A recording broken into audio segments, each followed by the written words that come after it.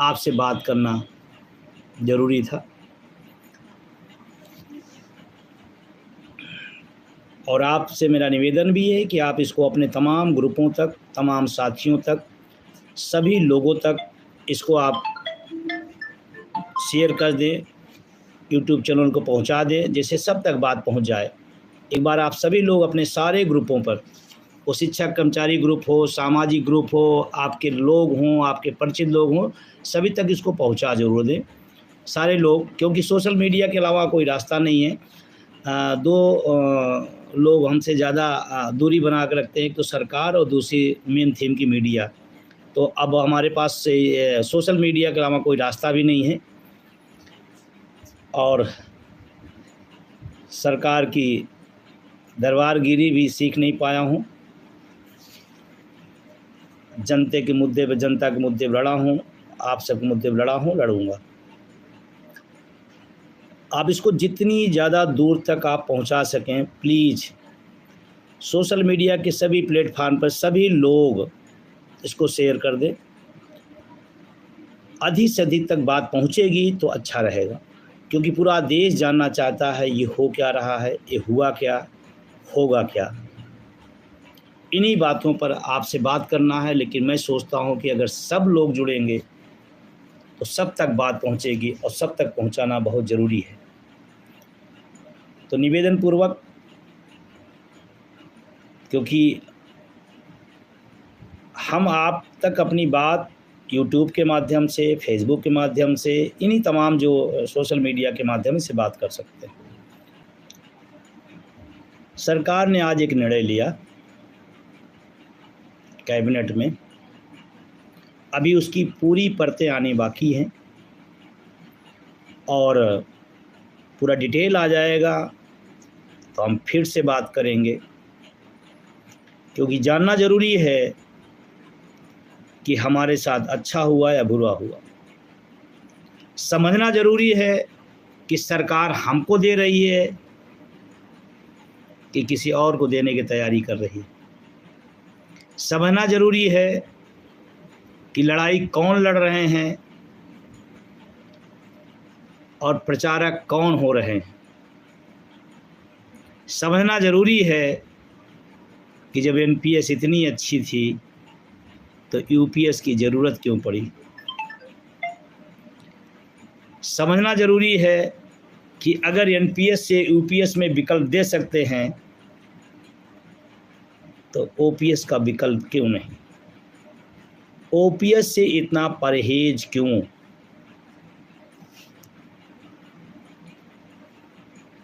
अगर वही है, अगर वही है तो फिर ओपीएस ही।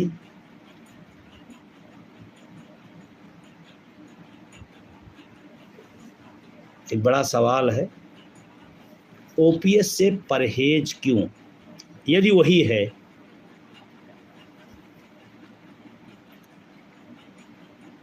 तो पूरा देश समझना चाह रहा, जानना चाह रहा है कि हो क्या रहा है। देखिए, इसकी 3-4 परतें हैं,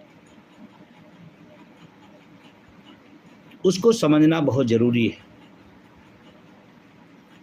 कमेटी की रिपोर्ट आई नहीं, पब्लिश हुई नहीं, सरकार अचानक आती है और यूपीएस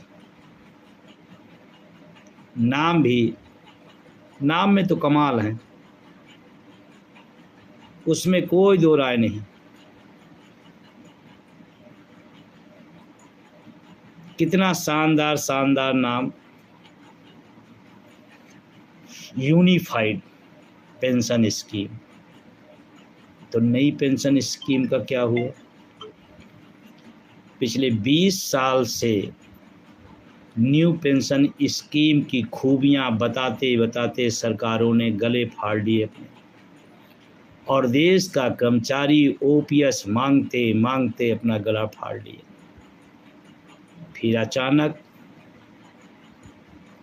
रिपोर्ट आती, समझ में आता, या कुछ लोगों से सहमति ले ली गई कि हाँ यही ठीक है।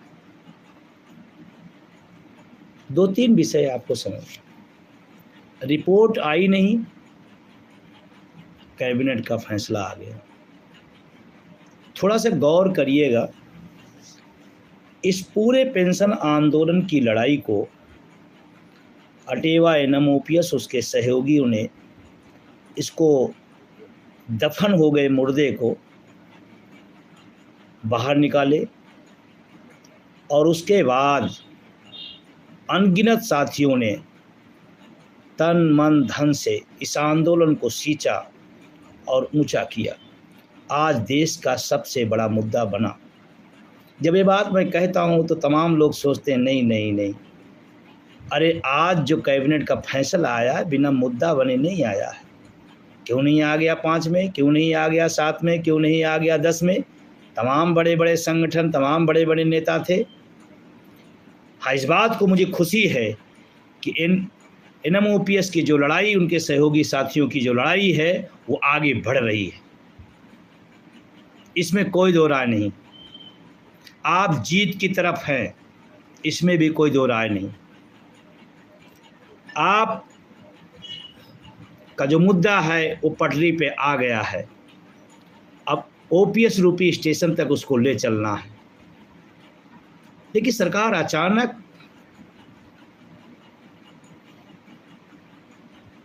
अचानक के पीछे कारण है लोकसभा का चुनाव, वोट फॉर ओपीएस की ताकत, इंटरनल रिपोर्ट की बहुमत न मिलने के पीछे एक बड़ा कारण पुरानी पेंशन की बहाली न होना या उसका आंदोलन।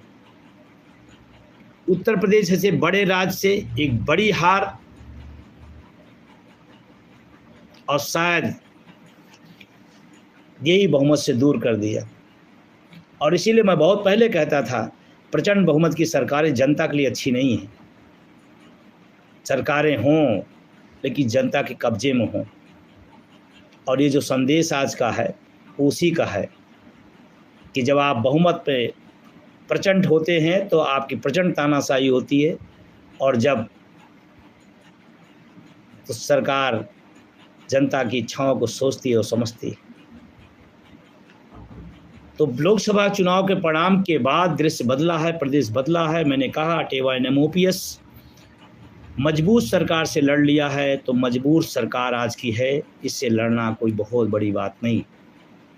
और साथियों, दिग्भ्रमित मत होइएगा, तमाम तरह के लोग आएंगे, तमाम तरह की बातें करेंगे, कोई विभाग में बांटेगा, कोई गुट में बांटेगा, कोई कुछ बांटेगा। ध्यान रखना, आपको एक साथ होना है, एक साथ रहना। अटेवा एनएमओपीएस जिंदाबाद, एकमात्र बैनर। और जो लोग हैं दिल से हैं, और उन लोगों ने, सब लोगों ने मिल करके, जिन लोगों ने मदद की मैं उनका भी धन्यवाद देता हूँ। ये वो लोकसभा चुनाव के परिणाम की वजह से सुनवाई शुरू हुई है।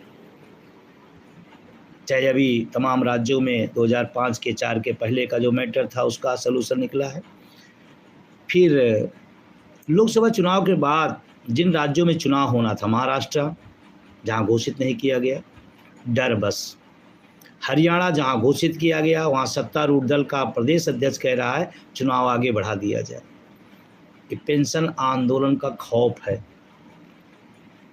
और महाराष्ट्र हरियाणा ओपीएस जीतेगी। मैं वितेश खांडेकर जी का और वीरेंद्र धारीवाल जी को मैं बधाई देता हूं। उन्होंने शिद्दत के साथ, ताकत के साथ, हिम्मत के साथ इस लड़ाई को आगे बढ़ाया है।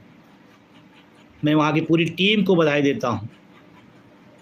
और दोनों राज्यों के चुनाव परिणाम केंद्र सरकार में बहुत अहम होंगे। और शायद इस चुनाव को कहीं न कहीं दृष्टिगत रखते हुए जल्दबाजी में एक फैसला आता है। UPS, NPS, CPS, UPS.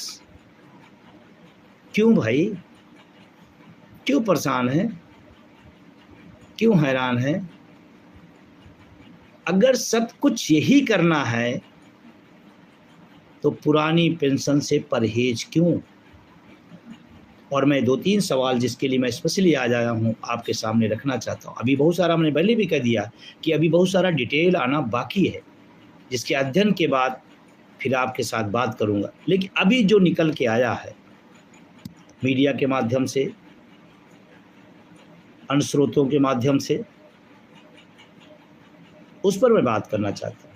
कहा गया है कि बेसिक सैलरी का 50%,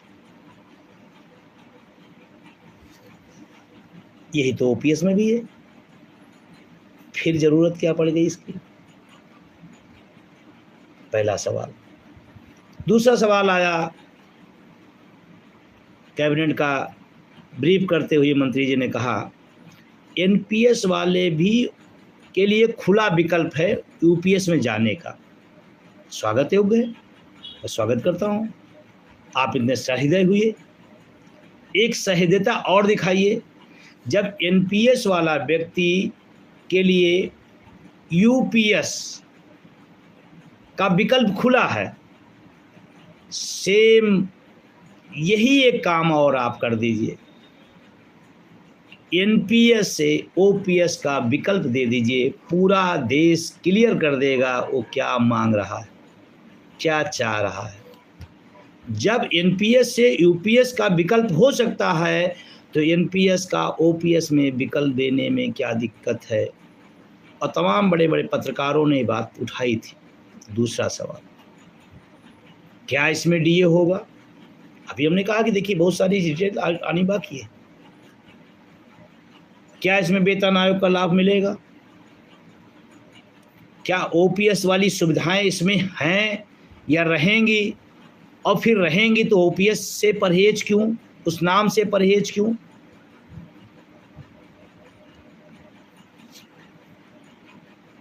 और तमाम सवाल लोगों के आ रहे हैं, तमाम बातें आ रही। फिर एनपीएस के तहत 20 सालों का जो हिसाब किताब है वो क्या होगा? उन पैसों का क्या होगा? क्या ये उसका विकल्प है या मर्जर है, क्या है? हाँ, एक बात इसमें मैं खुश हूँ, मैं आह्लादित हूँ, प्रसन्न हूँ कि जब हम कहा करते थे इस देश में 110% पुरानी पेंशन बहाल होगी तो लोग हंसा करते थे और तमाम संगठनों के लोग तो संशोधन में ही लगे रहे।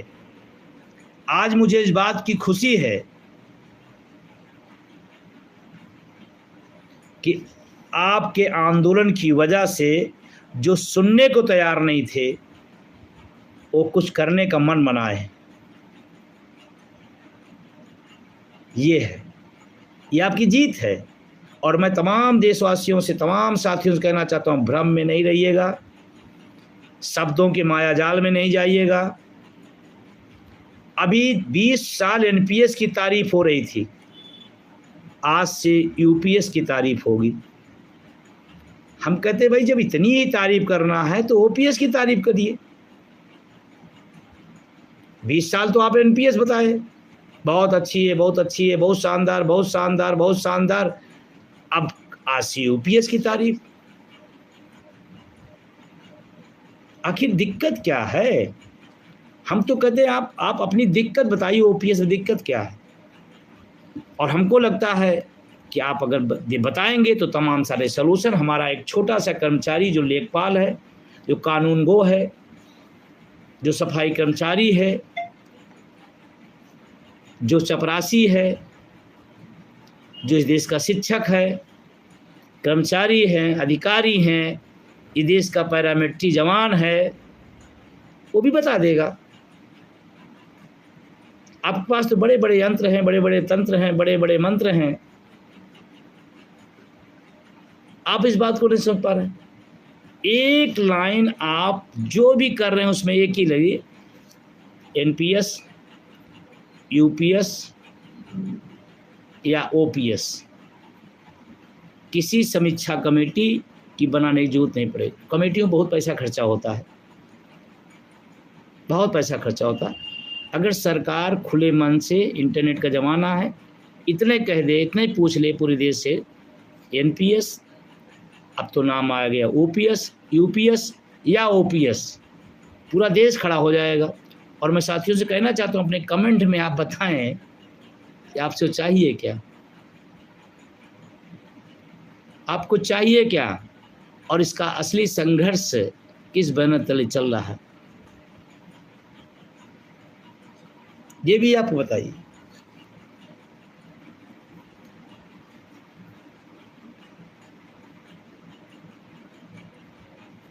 कटौती, फिर भी कटौती बढ़ाई जाएगी, ये क्या है?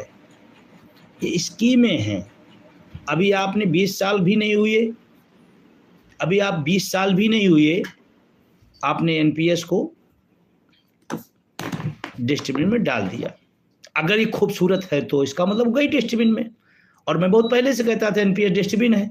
आज आपने उसको प्रूव कर दिया, आज आपने प्रूव कर दिया कि एनपीएस डस्टबिन है, इसीलिए 20 साल के कूड़े को आपने उठा के किनारे कर दिया और यूपीएस लाए।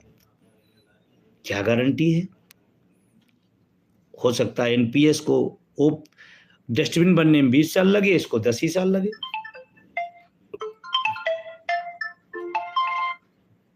हो सकता है। इसकी कितनी दिन चलेगी, या कोई और आएगा, कोई और नाम दे देगा। ये तमाम जो पेंशन के नाम पर आंदोलन दिखाने के लिए कर रहे हैं, संशोधनों के लिए लगे रहते हैं, वो भी आपको नया नाम दे देंगे। फिर इसका भविष्य क्या है? जो शिक्षक कर्मचारी देश को 20 साल 25 साल देने के बाद इस बुढ़ेपन में 20 साल हमारे चले गए, अब आने वाले 10 साल 20 और चले जाएंगे, मिलेगा क्या उसको?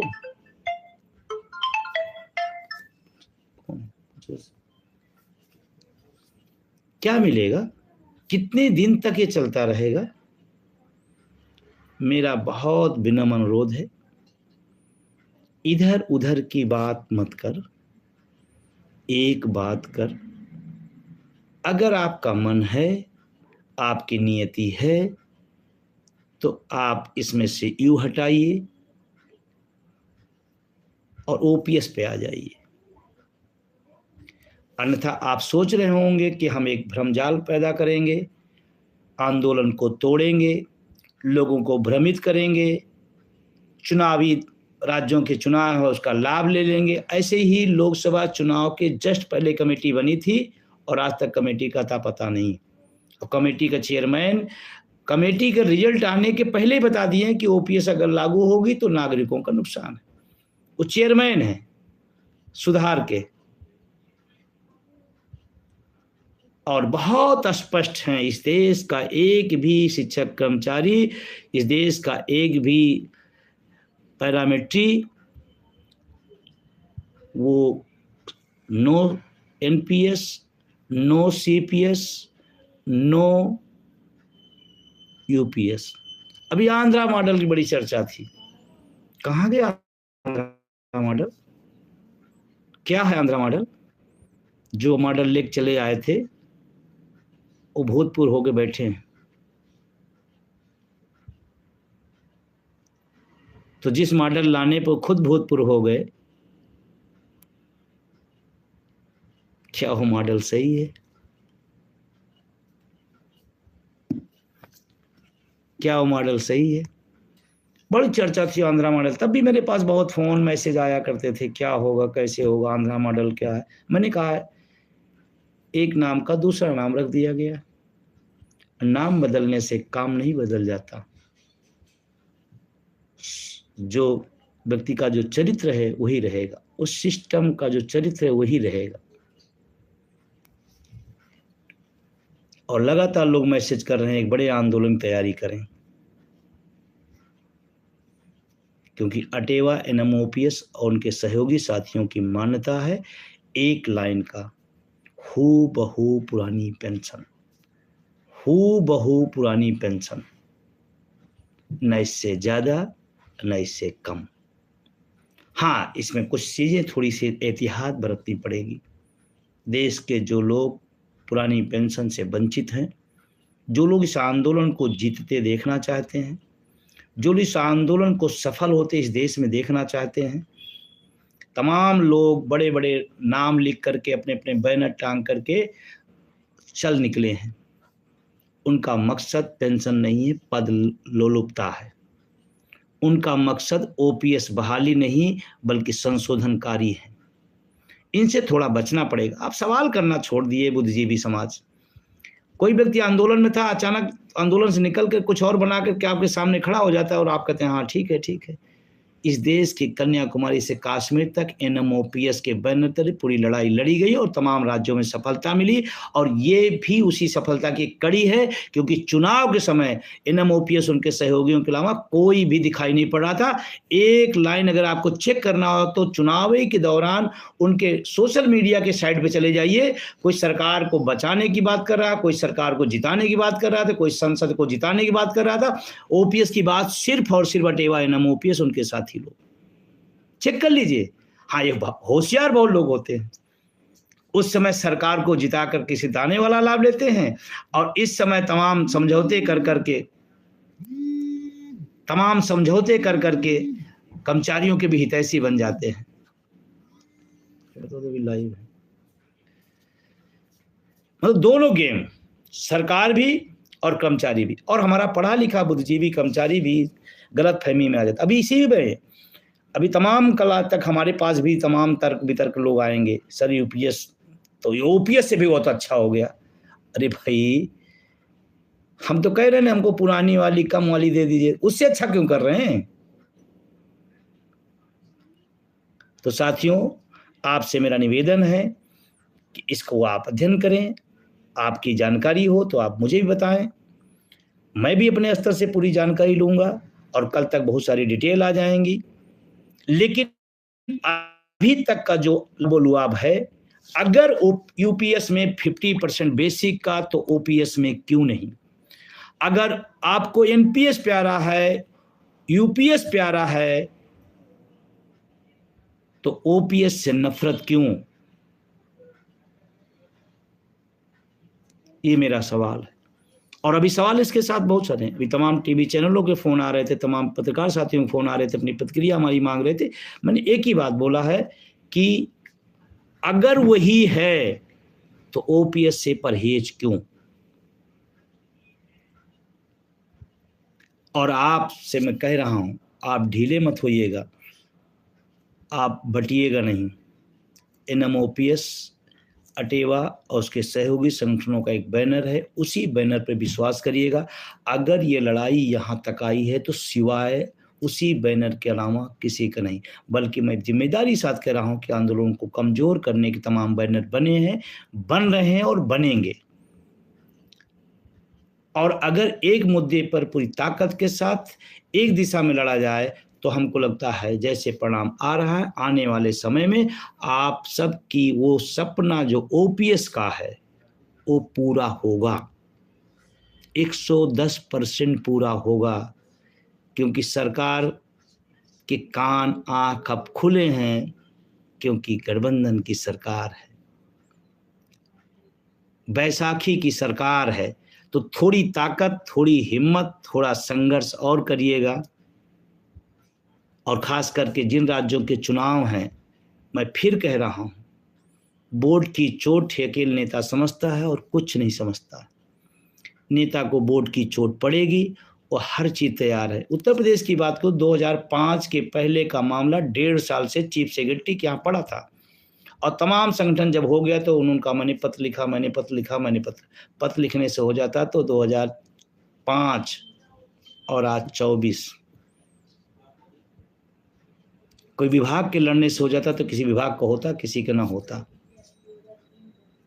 और अटेवा सबके लिए लड़ता है, और ये पेंशन जो बहाली 2005 के पहले हुई है वो सबके लिए हुई है। जो लड़ता है उसको मिलता है, फिर न मिलता। एक विभाग ने लड़ा तो मिल जाता, दूसरा, ऐसे कैसे संभव? सबके लिए लड़ा गया है और लड़ा जाएगा, और मजबूती के साथ लड़ा जाएगा। और हम तो कहते हैं थोड़ी और हिम्मत दिखाओ, ज़्यादा समय की जरूरत नहीं है, थोड़ा अपनी ताकत और बढ़ा दीजिए, बहुत जल्द ये सपना पूरा होगा। जो लोग ओपीएस में आ गए हैं, जो लोग ओपीएस पा गए हैं, राज्यों में पा गए हैं, तमाम विभागों के लोग पा गए हैं, मैं उनसे निवेदन करता हूँ दोगुनी ताकत से आप लड़िए। आपके सामने यक्ष प्रश्न है कि 2004 में जब बंद हो रही तो उन लोगों ने नहीं बोला जिनको बोलना चाहिए, उन पर तमाम आरोप लगते हैं, प्रत्यारोप लगते हैं। मैं आप सबसे कहना चाहता हूं कि आपके ऊपर ये ब्लेम ना लगे। आप कहो कि हमने जितनी ताकत से लड़ी थी, अब पाने के बाद उससे दोगुनी ताकत से हम लड़ेंगे और सबके लिए ओपीएस मिले। ये आपको करना पड़ेगा और करना चाहिए आपको। अन्यथा 2004 के समय जो ब्लेम लगा वो आप पर भी लगेगा। तो घर नहीं बैठिए, सुस्ताइए नहीं। संगठन की जो गाइडलाइन है उस गाइडलाइन पे चलिए। संभवतः हम इसको कल और अध्ययन कर लेंगे, अपनी टीम से भी बात करेंगे, फिर आपके बीच में आएंगे। और टीम का अब बस इसी का इंतजार भी था मुझे, क्योंकि हलचल केंद्र सरकार में थी कि कुछ होने वाला है, कुछ करने वाले हैं, कुछ देने वाले हैं, हो रहा है, हो जाएगा, अभी फैसला आने वाला, तमाम सारी बातें हो रही थी। तो मैं वेट भी कर रहा था कि, क्योंकि मैं पूर्वाग्रसित नहीं व्यक्ति हूँ। हमने कहा सरकार का एक पक्ष आ जाए कि किस दिशा में जा रहे हैं, फिर उसी दिशा से हम अपने आंदोलन की रणनीति बनाएंगे। और एनएमओपीएस ने से भारत नहीं, पूरी दुनिया के ट्रेड यूनियन का सबसे बड़ा प्रदर्शन 1 अक्टूबर दिल्ली में किया। इसको पूरी दुनिया मानती है, पूरा देश मानता है। और अब तो जब आह्वान होगा उससे भी डबल होगा।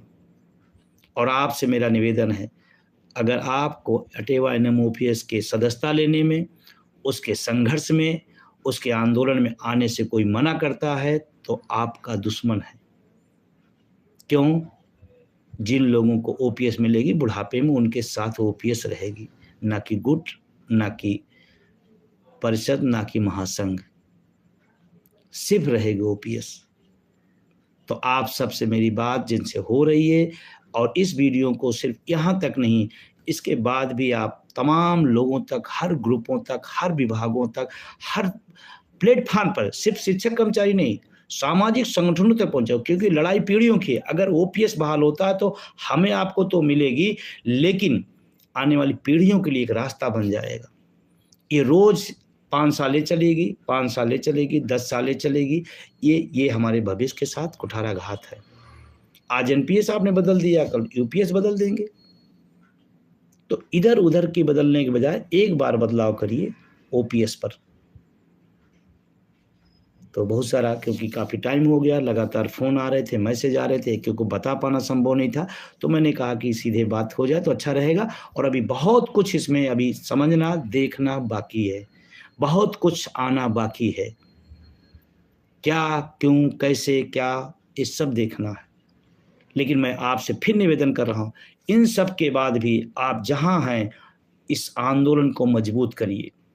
एनएमओपीएस, उसके सहयोगी संगठनों को ताकत दीजिए। उत्तर प्रदेश के अंदर सदस्यता अभियान चल रहा है, सहयोग अभियान चल रहा है। उत्तर प्रदेश देश का सबसे बड़ा राज्य है, पूरे देश की उम्मीदें आप पर रहती हैं। तो आपको ज़्यादा ताकतवर होना होगा, इस आंदोलन को ज़्यादा ताकत देना पड़ेगा, क्योंकि बड़े भाई की हमेशा जिम्मेदारी बड़ी होती है। उत्तर प्रदेश देश के तमाम राज्यों से बड़ा है।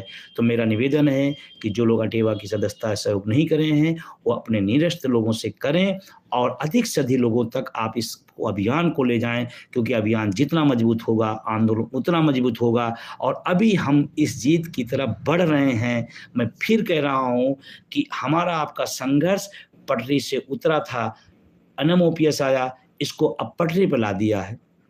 अब पटरी पर सरपट दौड़ाते हुए ओपीएस नामक रेलवे स्टेशन पर पहुंचा देना। रेलवे के साथियों से मेरी विशेष अपील है, विभागों में अगर आपको बांटा जाए तो आप बटिएगा नहीं। एनएमओपीएस आपका पूरे देश के शिक्षकों, कर्मचारियों, सेंट्रल, स्टेट, सबका संगठन है, सामूहिक संगठन है, उस पर रहिएगा। रेल अलग लड़ेगा, वेल अलग लड़ेगा, ये अलग लड़ेगा। यही तो हुआ था 2004 से लेकर के 5, 7, 10 सालों में। अलग अलग बांटा। और अलग अलग क्यों बांटा जाता है? अपने पद के लिए, अपने पदों की बराबरी के लिए, पद लालसा के लिए। तो थोड़ा आप होशियार रहिए, बचे रहिए। विभाग, पद, गुटों की सीमाओं से परे होकर के ओपीएस की लड़ाई में अटेवा एनएमओपीएस के साथ आइए और हम सब जीतेंगे। हरियाणा और महाराष्ट्र और कश्मीर के साथियों से मैं स्पेशली कहना चाहता हूं कि यहाँ चुनाव है, आप चुनाव की ताकत लगा दीजिए, आपके पास मौका है। अगर आपने ताकत लगा के वहां पर जिता दिया ओपीएस को तो ये यूओ में बदल जाएगा। ये मौका है आपके पास, हार यू को ओ में बदल देगा। तो बहुत सारा काफ़ी टाइम भी हो गया है। आप सबको शुक्रिया, धन्यवाद। आप सबने सुना, समय दिया, कमेंट किया। और मेरा लास्ट निवेदन है कि इस वीडियो को अधिक से अधिक शेयर करिए, सब्सक्राइब करिए, यूट्यूब चैनल को सब तक पहुंचाइए जिससे बात ज़्यादा पहुंच सके। और कल और सारा डिटेल लेकर के फिर बात होगी आपसे। शुभ रात्रि।